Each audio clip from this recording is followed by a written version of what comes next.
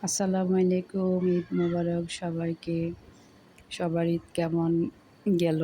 আমার আলহামদুলিল্লাহ ভালোই গেছে।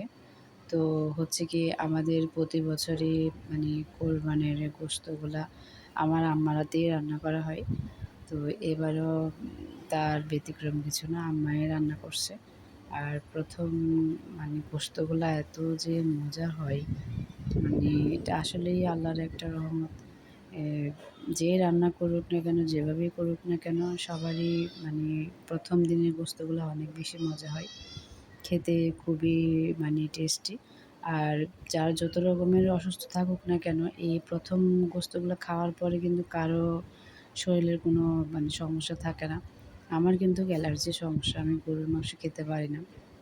তারপরেও কিন্তু আমার ১ম দিন খেলে আমার একদমই সমস্যা হয় না। তারপরে যদি মানে খাই আরকি, তখন কিন্তু আমার অনেক মানে সমস্যা দেখা দেয়।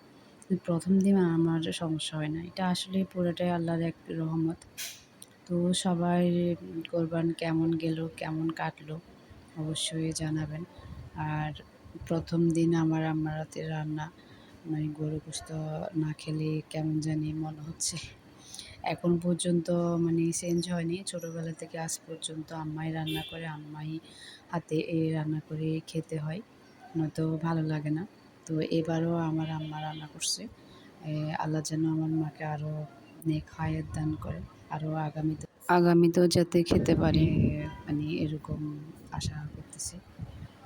তো সবাই সুস্থ থাকবেন, ভালো থাকবেন। আর প্রচুর গরমও পড়তেছে। গরমের মধ্যে একটু গোশত কম খাওয়ার চেষ্টা করবেন। আবার বেশি খেতে গেলে সমস্যা হবে। তো যাদের আবার একটু হার্টের প্রবলেম বা প্রেশারের সমস্যা, তাদের জন্য একটু বেশি সমস্যা হয় আরকি। গোশত বেশি খাওয়া যায় না। যতটুকু মানে কম খেলে কিন্তু খারাপ না। কম খেলে আপনি মরবেন না। বেশি খেলে কিন্তু আপনি মরে যাবেন। তো একটু কমায়, কমায় খাওয়ার চেষ্টা করবেন আরকি। অনেকে আবার কন্ট্রোল করতে পারে না, অনেক বেশি খায়।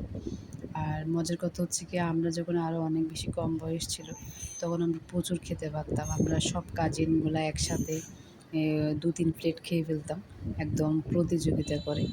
আর এখন কি হচ্ছে, আজকে বেশ ২-১ বছর ধরে আমরা একদমই খেতে পারি না। আমি ৩ পিস কি ৪ পিস এর বেশি খেতে পারি না। কেন জানি না, কি বয়স হচ্ছে নাকি সময়ের কারণে চেঞ্জ হয়ে যাচ্ছে সব কিছু, বলতে পারি না। এ রান্না শেষ, টেস্ট করতেছি। আসলে অনেক বেশি মজা হয়েছে। তো সবাইকে শেষবারের মতো ঈদ মোবারক জানাচ্ছি। সবাই আশা করি ভালো থাকবেন, সুস্থ থাকবেন, নিজের প্রতি খেয়াল রাখবেন। ঈদ মোবারক। আসসালামু আলাইকুম।